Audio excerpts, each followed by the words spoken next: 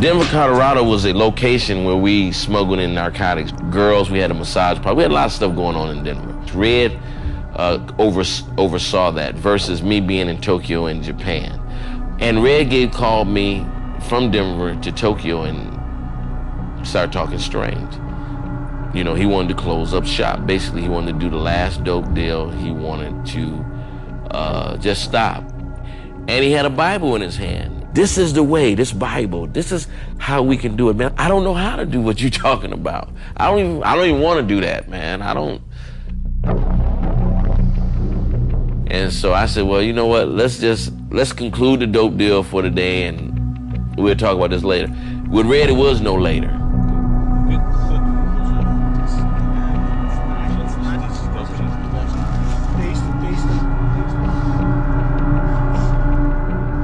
I get in the car in the back seat with the Colombians. I knew these guys. We had been doing business before, so I really didn't feel my whole attitude was coming from Riyad. You know, his trip about changing our life with the Bible. You know, that thing. So I was like, ah.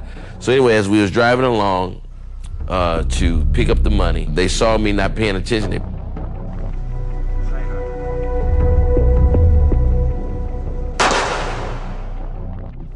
The bullet disintegrated my jawbone, cracked my skull, went through my ear canal. And I grabbed the gun, boom, he shot me again. And, you know, the bullet went through my nose quickly, through the roof of my mouth, down my throat, hit my spine. So now I got a death grip on his hand because he, you know, my spine has just been, and I'm paralyzed with holding the gun. So now he's trying to get his hand loose and they pulling the car over, so the other guy take out a knife, I guess, to, I don't know what that was about, but anyway, they went to stabbing me and stabbing me and stabbing me, stabbed me 16 times in the area that, you know, over the seat, so most of it is all in my head and the upper part of my body to, I guess, break this grip I have or to make sure I die or whatever, but he's stabbing me. They threw me out of the car. The terrible thing about that was that I was conscious. All that I am is there, right there in my face. The little boy, full of insecurities, full of addictions, full of hate, full of everything. You know, I guess if you ever really look inside yourself, you wouldn't like what you see. So there I am, you know, stuck with this big old nothing. 911, the paramedics showed up, and they pronounced me dead at the scene from loss of blood. And then when they continued the examination, they classified it a murder, and they called it in. And they said he's DOA. You know, he's already dead. You know, by the time we get to the hospital, when we arrive, he's still gonna be dead. So that's dead on arrival, that sort of thing. Which, you know, when the prosecutor came in, he had to know that I was dead to charge this man with murder. I'm at the hospital, you know, they cutting me open. I still have the autopsy scar. You know, they cut me open, crack open my chest, you know, that kind of thing. The next call that I got was from Denver General Hospital, the emergency unit, and they were calling me, asking me, was my name Kiro Moses, and that was I the fiance of Isaiah Riyad. And I assumed that that was his name. And so I said yes, and they said, come to find out, Isaiah had been shot twice in the head and stabbed 16 times. He was pronounced dead on arrival.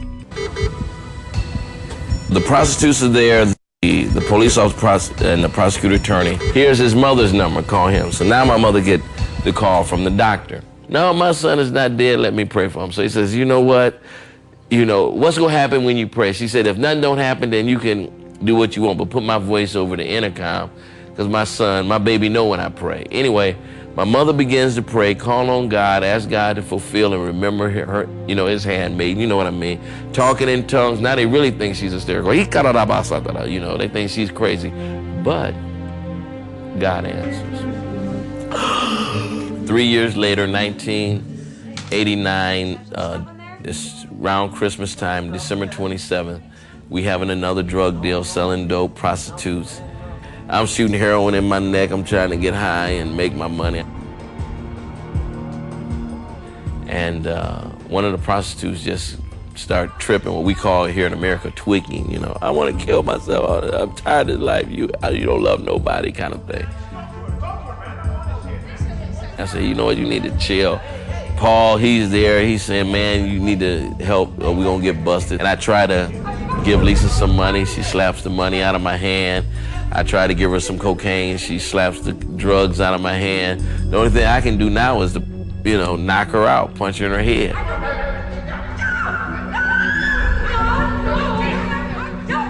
So I try to get Lisa to come closer to me, and I draw back my fist to punch her. And as I get ready to swing, all of a sudden I say, let me pray for you. You know, what is that about?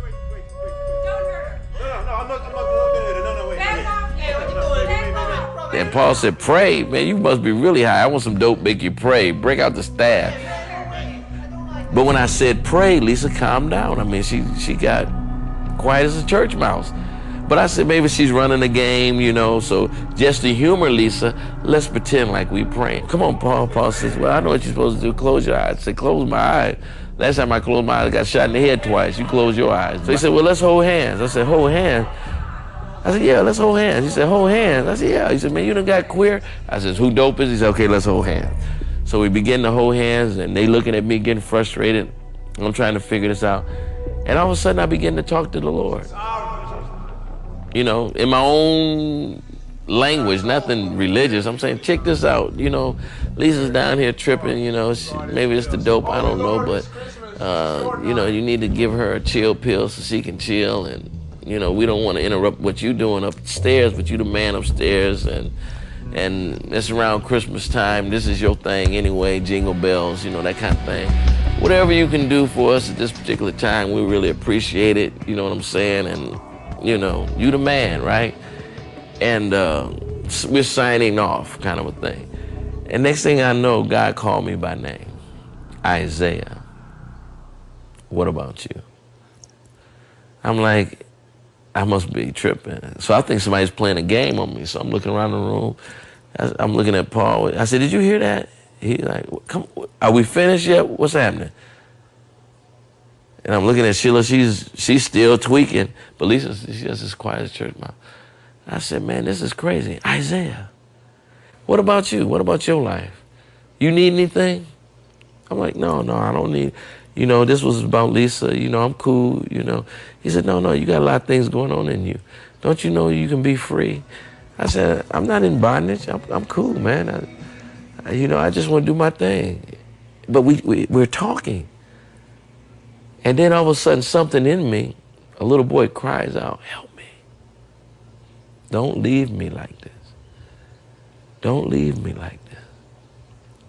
Next thing I know, we're not standing, we're on the floor crying, weeping, repenting, asking for forgiveness, saying how sorry we was. I mean, we're mopping that floor up with our tears. I mean, it's a shameful thing. 2 dope dealers, 2 prostitutes screaming and crying. But the peace and the love of God is just cleansing and flushing the stuff out, washing and just changing me.